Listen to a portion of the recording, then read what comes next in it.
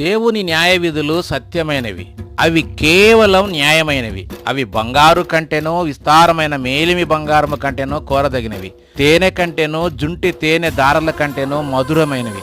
అందుకని దేవుడు, నా కుమారుడా, తేనె త్రాగుము, అది రుచి కలది కదా, తేనె పట్టు తినుము, అది నీ నాలుకకు తీపియే కదా, నీ ఆత్మకు జ్ఞానము అట్టిదని తెలుసుకొనుము.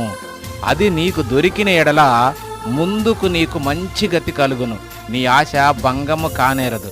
కాబట్టి నా మాట జాగ్రత్తగా ఆలకించి మంచి పదార్థము భుజించుడి, మీ ప్రాణము సారమైన దాని యందు సుఖింపనీయుడి.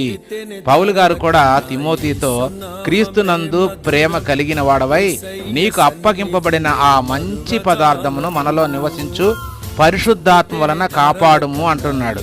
ఆ మంచి పదార్థం ఏమిటో అర్థమైనది కదా, అదే దేవుని వాక్యమైన క్రీస్తు.